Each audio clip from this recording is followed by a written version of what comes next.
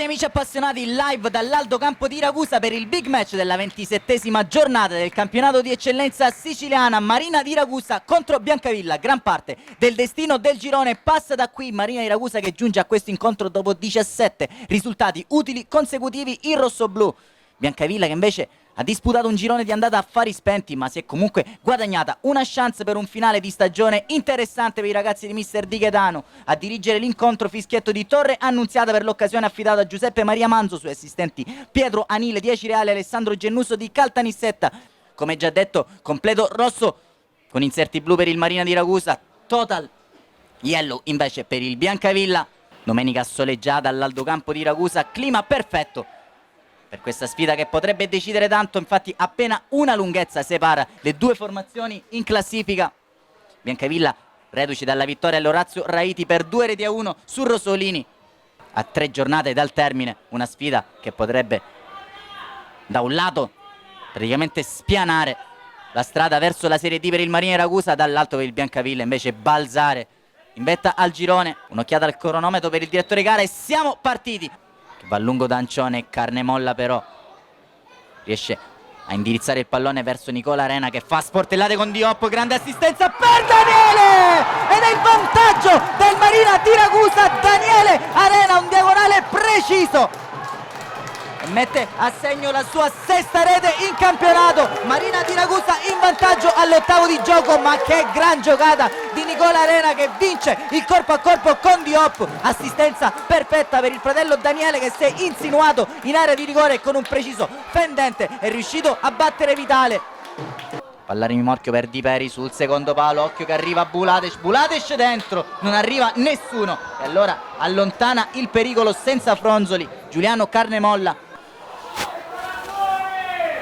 Sacca, palla per Arena, ancora triangola perfettamente col fratello Nicola, gli restituisce il favore Nicola Arena, prova a entrare in area di rigore, fronteggiato da Diop, non c'è niente per il direttore di gara.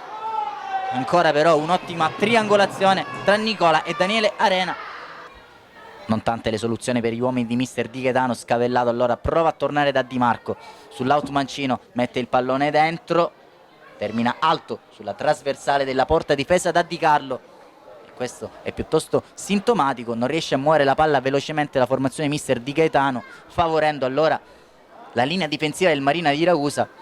La posizione tra le linee, la palla resta lì per Savasta, ancora una volta a duellare Pellegrino con Lucarelli, poi con Ancione, poi Di Peri però riesce ad allargare per Bulates. Occhio all'offensiva del Biancavilla, Bulates riesce a metterci i guantoni e se li sporca per la prima volta Salvatore Di Carlo. Occhio però al contropiede del Marina di Ragusa con Nicola Arena.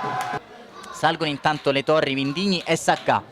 Andiamo, Nicola Arena si deve mettere i guantoni. Vitale, Nicola Arena, sono due gli uomini richiesti da Vitale in barriera per evitare che questa palla passi come in precedenza.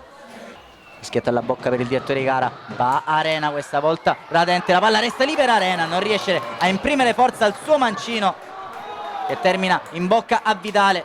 Poi non se le mandano di certo a dire Sacca e Vitale che ora prova a innescare Lucarelli, costretto a fermare il gioco il direttore di gara per qualche spinta di troppo. Era stato infatti Sacca. È arrivato anche il duplice fischio e le squadre allora possono guadagnare gli spogliatoi quando intanto continua ad accadere qualcosa. Espulsione per Vindigni, espulsione per Vindigni a gioco fermo, incredibile.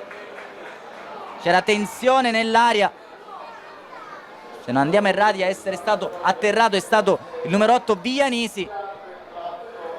Addirittura dopo il duplice fischio, espulsione ai danni di Francesco Vindigni per il Marina di Ragusa.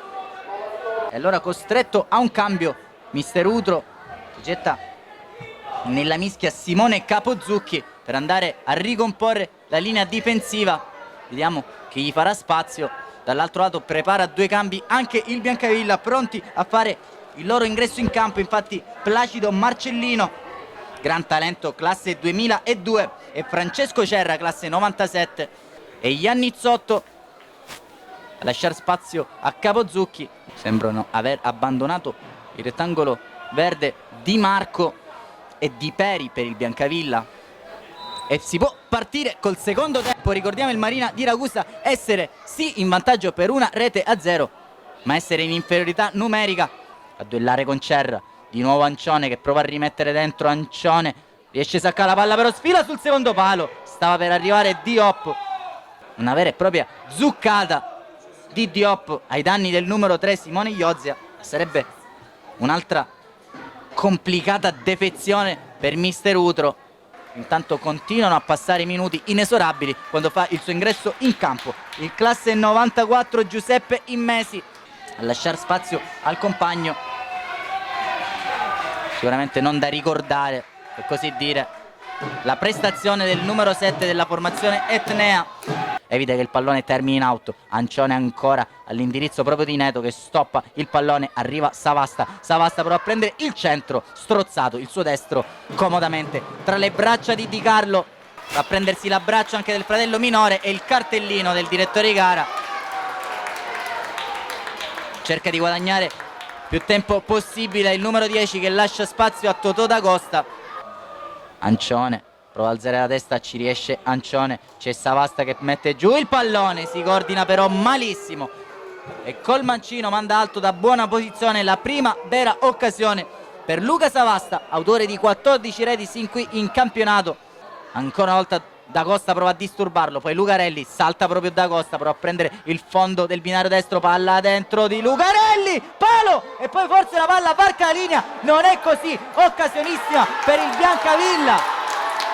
Si resta sull'1-0 dal cross di Lucarelli. Era stato con ogni probabilità Neto a svettare il palo alla sinistra di Di Carlo, che poi si è ritrovato lì la sfera. È riuscito a consultarsi col proprio primo assistente, il direttore gara Giuseppe Maria Manzo, che già estratto il cartellino rosso, il secondo di questa sfida. Questa volta è Rodrigo Yeboah a lasciare in 10 i suoi. 10 contro 10 per questi ultimi 10 minuti. Succede di tutto all'alto campo. Yeboah lascia in 10 il Biancavilla, così come aveva fatto Vindigni. Sul punto di battuta va D'Agosta sulla barriera, incrocio dei pali clamoroso di Totò D'Agosta al 37esimo. L'avrebbe sul ribaltamento di fronte, occhio perché qui però Savasta, servito da Capo Zucchi, si era presentato a tu per tu con Di Carlo. Mira imprecisa per il bomber della formazione etnea. Un immenso Nicola Arena anche quest'oggi, che va a prendersi gli applausi della tribuna dell'Aldo Campo. C'è la diagonale profonda però di Arena, poi Neto, la palla resta lì per Ancione. Ancione in area di rigore, Ancione rientra, Ancione! Che giocata di Daniele Ancione, la più ghiotta delle palle gol se l'è costruita lui, il numero 10 è capitano. Ha arpionato un pallone in area col destro, si è girato su se stesso, ha provato un mancino a giro sul palo lontano, che ha permesso comunque di farci assaporare un estratto della sua classe, della sua tecnica, della sua personalità. Lascia ora il campo in favore di Baldè, mantiene la sfera lontana dalla porta di Di Carlo, prova alla disperata di Iannisi a guadagnare questo possesso, ci riesce, rimessa laterale con le mani all'indirizzo di Ancione, ma ancora Pellegrino, fischietto alla bocca, triplice fischio, game over all'alto campo di Ragusa. Il Marina si impone sul Biancavilla per 1-0. Impazzito Salvatore Utro in campo alla José Mourinho, il Marina di Ragusa ha vinto e ora la Serie D è a un passo, 4 i punti di vantaggio sul Biancavilla. Ad abbracciarsi ora in campo, decide la marcatura dopo 8 di gioco di Daniele Arena, poi l'espulsione di Vindigni al termine del primo tempo e quella nel finale di Yeboah. Biancavilla si arrende a Marina di Ragusa per 1-0 da Claudio Costanzo. Allora non resta che ringraziare la nostra regia curata da Federico Longo, le nostre immagini a cura di Andrea Martorana. Anche per quest'oggi dall'Aldo Campo è tutto, un saluto e alla prossima!